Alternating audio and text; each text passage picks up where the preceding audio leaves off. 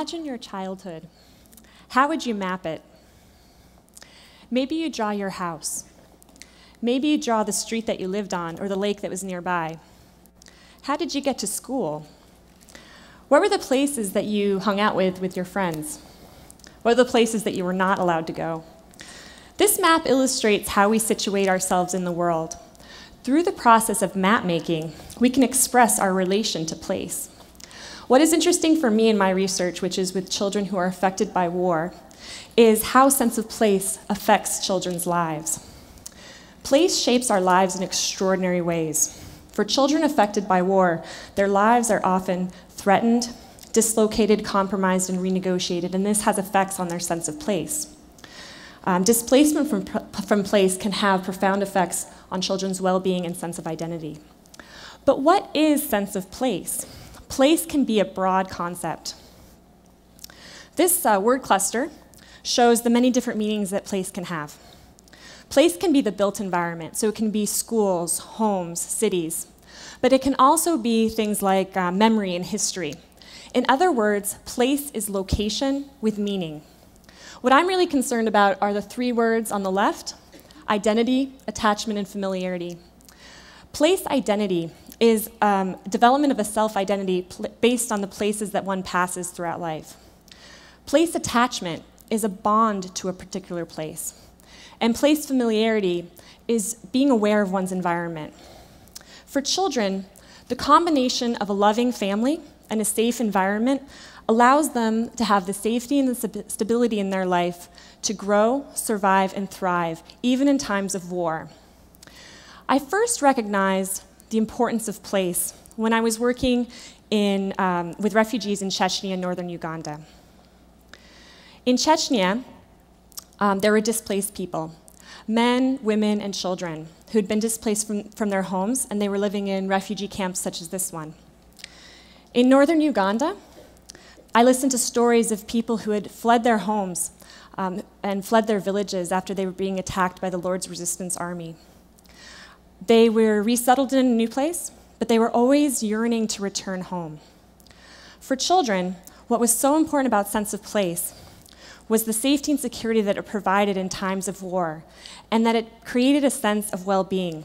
As you can see from this picture of children participating in a play group in Chechnya, but also because it created a sense of self-identity, as you can see from this picture of children in Gulu, northern Uganda, performing their traditional Acholi dance. Children value, find meaning in, and make sense of their immediate environments, most commonly through their homes, their schools, and their play spaces. These places not only provide a sense of well-being, but they're also an important part and port of identity formation, where children begin to determine who they are and what they will become. Today I want to talk about a particular place. I'm going to talk about the place occupied Palestinian territories, where I'm conducting my research right now. In the occupied Palestinian territories, generations of children and families have been experiencing decades of displacement. In this context, place plays an important role in these children's lives. And I'm going to show you through my research, which uses maps and narratives. When I arrived in Jordan on my way to Palestine, I took a taxi from the airport. And the taxi driver asked me where I was from. And after I answered, I asked him where he was from. And he said he is from Haifa, which is on the coast of Israel, formerly a Palestinian city. And he added at the end, and my family still has the key. What was remarkable about this is that none of his family actually lives in Haifa, they all live in Jordan. But what was even more remarkable about this is that he's actually never visited Haifa. He has such an intense connection to this place, which was passed down through generations and generations from his parents and his grandparents. In Palestine, I noticed this key symbol at the entrance of the Aida refugee camp near Bethlehem. It symbolizes the Palestinians' connection to place beyond the refugee camps.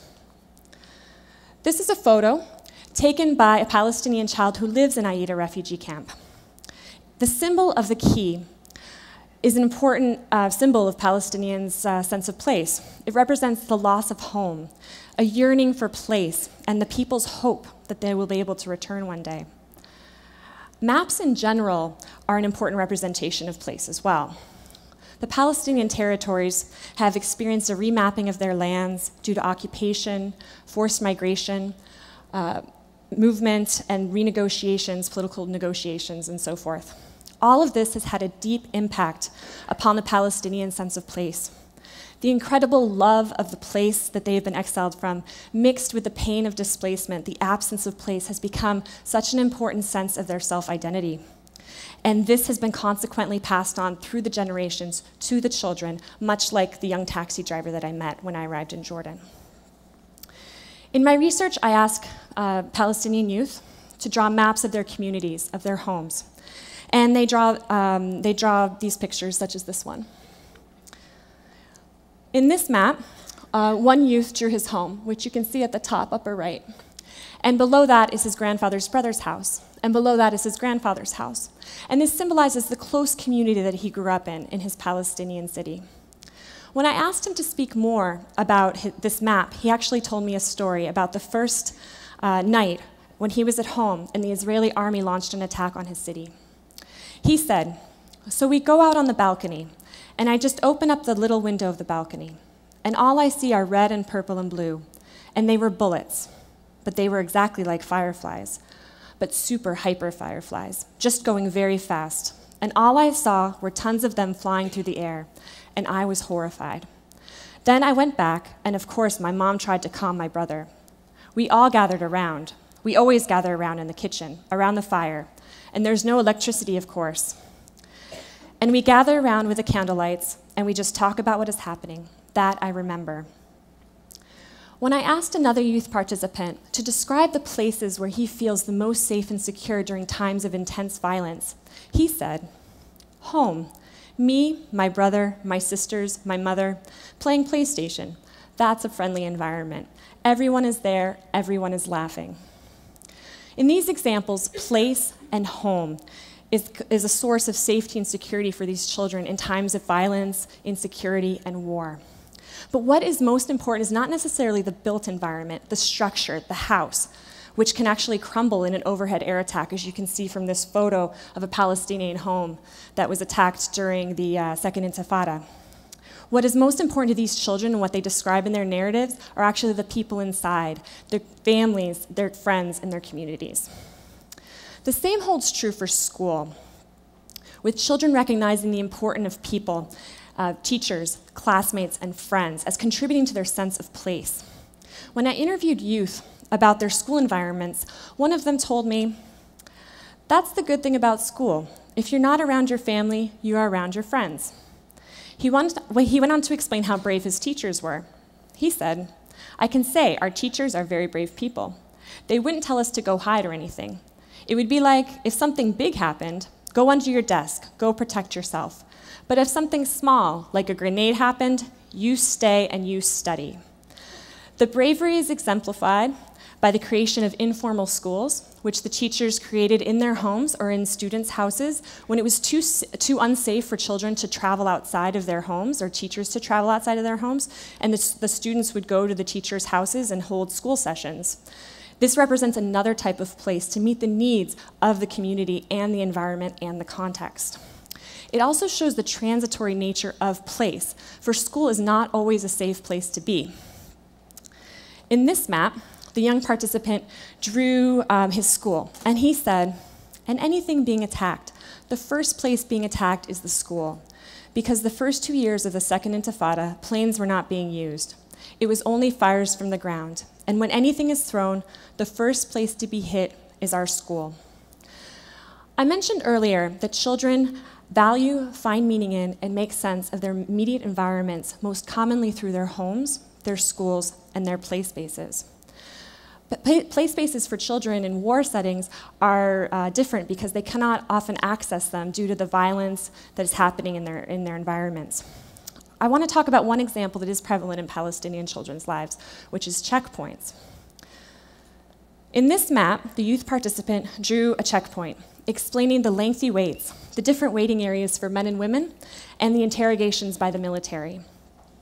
When I asked one of the participants what it's like to be a child waiting in one of these checkpoints, he said, My goal of the day is to have fun, and that was just boring. And not only boring, to see an old woman carrying a lot of bags and having to go through all of this.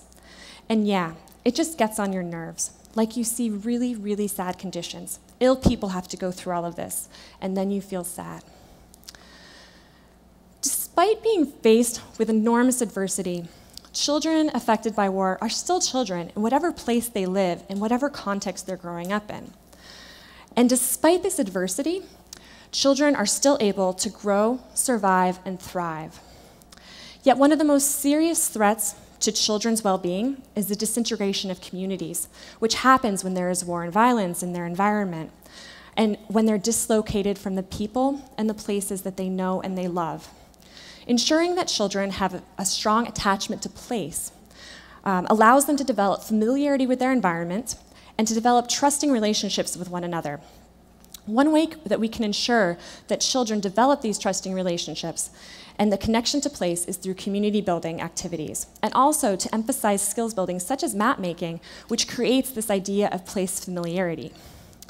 In order to undo much of the harm engendered by war, and there is much harm engendered by war, but for children, we must ensure that children are able to create a sense of self-identity, because place matters. Place matters because sense of place will ensure that children can grow, survive, and thrive despite all odds. Thank you very much.